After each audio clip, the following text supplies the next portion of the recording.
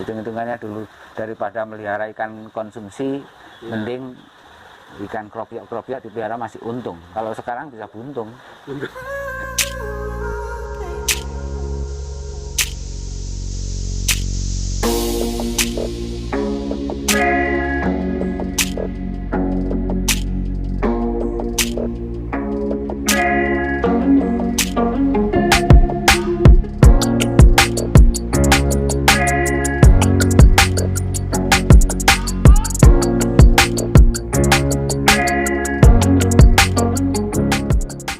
Kalau berdirinya Son Koi itu, Son itu nama saya, jadi saya berdiri ya mulai bayi. Enggak, ini gurau aja. Ini, kalau ikan koi saya mengembangkan dari tahun 99, mulai tahun 99, dan saya mengawali mempelajari, mengamati. Terus akhirnya saya bergerak untuk bidang pemasaran dulu. Setelah pemasaran, karena apa saya mempelajari pemasaran? Karena kunci daripada usaha itu kan di marketingnya. Kalau saya dulu juga pernah loh, ini kita bisa produksi tapi nggak bisa jual. Tapi akhirnya ikan bagus-bagus jualnya jelek, jualnya murah karena nggak tahu pasarnya.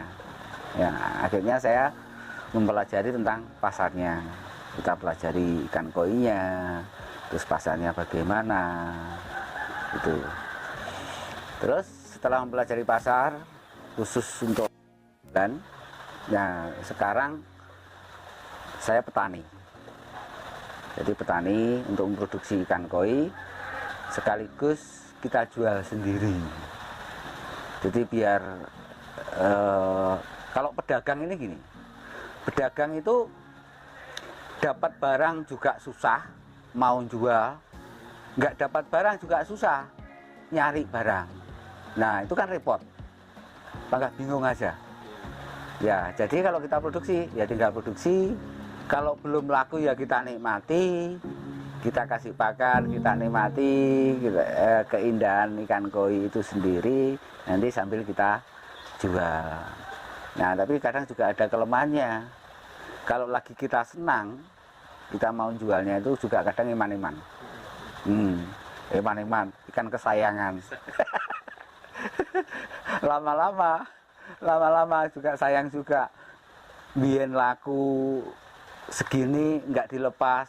Sekarang kita butuh dijual segini kok nggak laku. Iya itu. Waktu itu sekitar 2 tahun. 2 tahun. Nah, dagang pengirim, dagang bener-bener saya pelaku. Terus kedua jadi pedagang online atau ngirim. Itu sekitar 2 tahun lah. Habis itu ke ternak. Ya awalnya saya dulu karena waktu itu ikan gosiki sangat-sangat langka dan sangat-sangat ketika di show atau lomba itu ikan jelek pun jadi juara waktu itu ikan gosiki. Terus akhirnya saya konsen di ternak gosiki. Tahun berapa itu Pak? Mulai di gosiki itu? Lupa itu ya. Lama ya? Udah lama. Terus akhirnya saya konsen untuk budidaya gosiki. Sempat selalu juara karena nggak ada tandingannya. Habis itu ada teman-teman yang mengikuti, akhirnya ada tandingannya. Akhirnya nggak anu lagi. Sampai hari ini tapi masih jantan hidupnya masih ada. Jadi itu gosiki ya Pak? Nah gosiki, tapi ya di Indonesia atau terutama di Blitar, kalau kita ternak salah satu jenis saja kadang juga susah. Karena apa? Permintaan pasar kan macam-macam, tidak hanya gosiki. Sehingga kita harus melayani pasar dan melayani permintaan. Sementara kita petani atau ya itu parameternya cocok itu aja. Cocok itu dalam arti ya pertumbuhannya, perkembangan warnanya bagus, itu ya wis cocok. Jadi bagusnya itu airnya karena kandungannya apa, terus berapa, nah itu belum ada pengembangan ke arah situ. Pengalaman gitu ya? Hanya pengalaman. Memang sebenarnya itu butuh pengembangan keilmuan yang lebih untuk penelitian. Kalau penjualan koi yang sebelumnya ya, sebelum COVID ini, itu sebenarnya relatif stabil.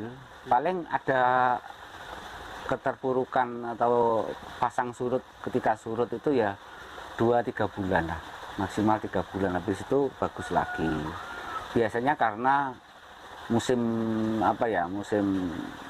musim pendaftaran anak sekolah seperti itu.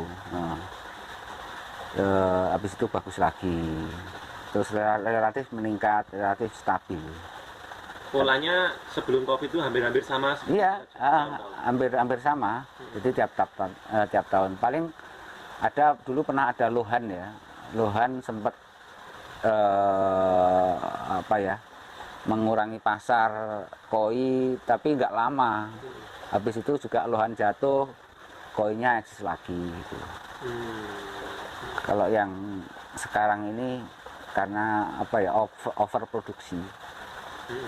Pertama overproduksi di daerah Blitar, terus kedua di daerah lain juga banyak yang breeder koi, banyak yang breeding juga. Jadi dari berbagai kota itu sudah banyak yang breeding, bahkan luar pulau pun sudah mulai breeding juga. Awalnya yaitu COVID, banyak yang nganggur, akhirnya coba-coba sambil manas, sambil macul, bikin galengan, bikin kolam, daripada nggak ada kegiatan. Itu sebelum COVID itu di tempat saya sini sempat ada, memang saya pakai untuk edukasi untuk pelatihan, praktek untuk pengembangan budaya koi. Jadi dari beberapa desa dulu.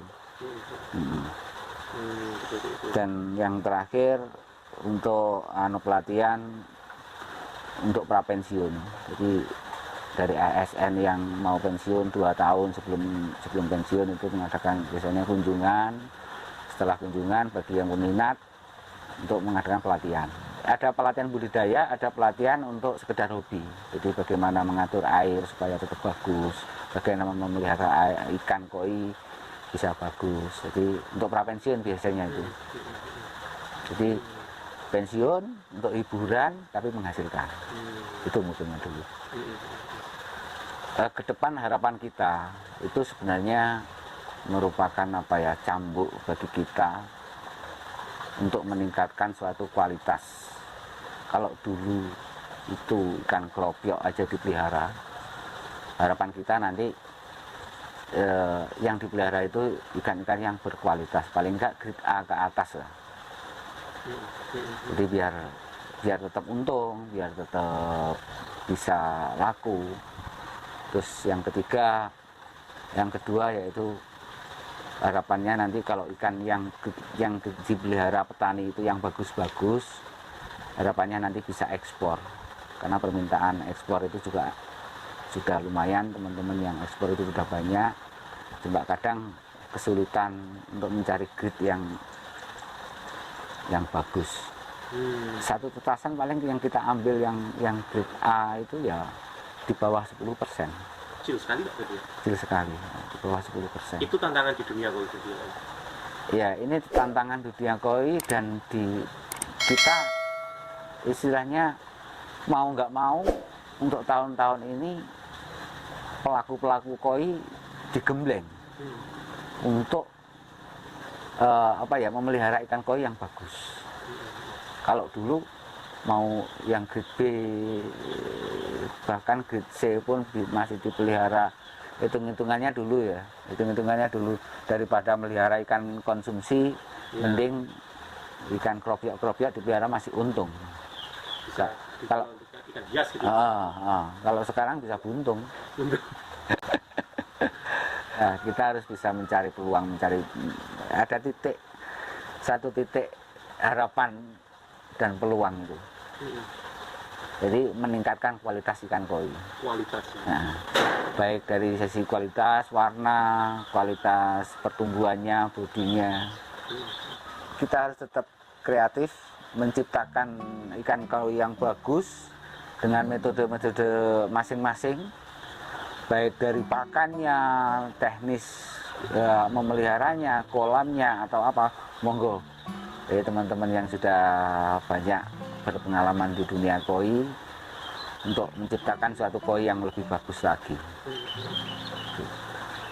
Semoga nanti kalau koi yang ada di Indonesia itu semakin bagus, otomatis akan dilirik oleh negara lain. Alam kita itu sangat istimewa, sangat mendukung.